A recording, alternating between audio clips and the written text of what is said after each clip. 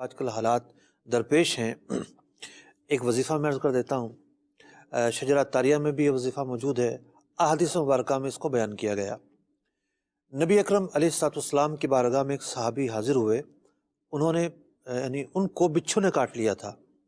امام نسائی رحمۃ اللہ تعالی علیہ نے اپنی کتاب میں اس کو بیان کیا، اس واقعے کو بیان کیا۔ ویسے یہ دعا جو ہے مسلم شریف میں بھی ہے۔ ٹھیک، وہ بیان یہ کرتے ہیں کہ نبی اکرم علیہ الصلوۃ والسلام کی بارگاہ میں ایک صحابی آئے کہ یا رسول اللہ صلی اللہ علیہ وسلم، مجھے بچھو نے کاٹ لیا ہے۔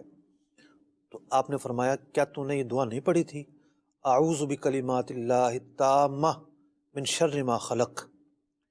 اچھا، اس روایت کے اندر تامہ کے الفاظ ہیں، مسلم شریف میں ہے اعوذ بکلمات اللہ التامات من شر ما خلق۔ اب اس کے ترجمے پر غور کر لیں ذرا۔ جی، اس کا ترجمہ بتانے سے پہلے میں امام قرطبی کا ایک واقعہ بیان کرتا ہوں۔ سبحان اللہ۔ امام قرطبی جلیل القدر محدث اور مفسر واقع ہوئے ہیں۔ آپ فرماتے ہیں کہ یہ بڑی پیاری دعا ہے، اور جب سے میں نے سنا کہ نبی اکرم علیہ الصلوۃ والسلام نے ارشاد فرمایا کہ اسے شام کے وقت میں پڑھا جائے، بعض بزرگوں نے لکھا کہ صبح اور شام پڑھا جائے، 3 بار پڑھنے کی ترغیب ہے۔ جی، آپ فرماتے ہیں جب سے میں نے اس دعا کو پڑھنا شروع کیا کہ سانپ بچھو نے مجھے نہیں کاٹا، ایک مرتبہ ایک بچھو نے مجھے کاٹ لیا۔ ٹھیک، امام قرطبی فرما رہے ہیں، تو میں نے خیال کیا یہ بچھو مجھے کیوں کاٹا، بچھو نے مجھے کیوں کاٹا ہے؟ ٹھیک، میں تو دعا پڑھی، میں تو اس دعا کا عامل ہوں۔ ٹھیک ہے، تو پھر مجھے یاد آیا کہ آج میں نے یہ دعا نہیں پڑھی تھی۔ ٹھیک، یعنی عامل تو تھے لیکن اس دن رہ گئی، اس دن رہ گئی تھی۔ ٹھیک، تو اب اس کا ترجمہ یہ ہے اعوذ، میں پناہ مانگتا ہوں۔ جی، اب بندہ جو ہے وہ مدد طلب کر رہا ہے بکلمات اللہ التامات، تامات کلمات کی صفت ہے۔ ٹھیک، اللہ تعالیٰ کے کلمات سے، کلمات کی مختلف تفاسیر بیان کی گئی ہے، اور اس کی ایک معروف تفسیر یہ ہے کہ اللہ تعالیٰ کا کلام مراد ہے۔ ٹھیک، کہ اللہ تعالیٰ کا جو کلام ہے، جو کہ کامل کلام ہے، ٹھیک، جو تام کلام ہے، جس کے اندر اعلیٰ درجے کی تاثیر ہے، سبحان اللہ، میں اللہ تعالیٰ کے کلمات سے مدد مانگتا ہوں۔ ٹھیک، اب یہاں دیکھیں کہ کس طرح کا کلام، ابہام ہے اس کے اندر۔ ٹھیک، اس کے اندر جو اللہ اور اس کے رسول کو مراد ہے وہ پوشیدہ ہے، سبحان اللہ، وہ اسرار اس کلمے کے اندر پوشیدہ ہیں۔ ٹھیک، اچھا، اس سے تو مدد طلب کی، اللہ کے کلام سے مدد طلب کرتے ہوئے پناہ مانگتا ہوں۔ کس چیز سے پناہ؟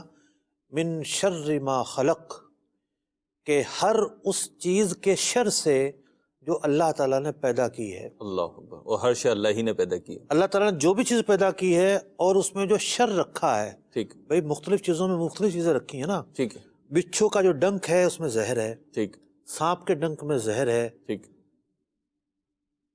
کوئی جانور جو ہے نا درندہ حملہ آور ہو جائے تو اس کے اندر بھی ایک شر ہے۔ ٹھیک ہے، بطور خاص یہ جو دعا ہے، نبی اکرم علیہ الصلوۃ والسلام نے پہلے زمانے میں قافلے جو ہے پڑاؤ کیا کرتے تھے۔ جی، اب ایسا تو نہیں ہوتا تھا کہ جناب کو ریسٹورنٹ بنے ہوئے ہیں، کمرے بنے ہوئے ہیں، جی، وہاں لوگ جا کر کمروں میں ٹھہر جائیں گے، تو پڑاؤ جہاں رات ہو جاتی، جہاں قافلے کو تھکاوٹ ہو جاتی وہاں رات، وہاں وہ ٹھہراؤ کرتا تھا، اپنا پڑاؤ کرتا تھا۔ تو یہ دعا وہاں کے لیے ارشاد فرمائی گئی کہ جہاں پر قافلہ رکے، ٹھہرے کسی منزل پر، تو یہ دعا پڑھ لے۔ ٹھیک، تو اس جگہ کی سانپ، بچھو، نقصان پہنچانے والی جو چیزیں ہیں جی، وہ اب بندے کو نقصان نہیں پہنچائیں گے۔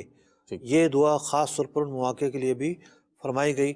تو اس دعا کو صبح شام بطور خاص پڑھا جائے، اعوذ بکلمات اللہ التامات من شر ما خلق، اور جب جب یاد آئے پڑھتے رہیں، اور پڑھنا اس کا فائدہ مند ہی ہے، کوئی اس میں نقصان نہیں ہے۔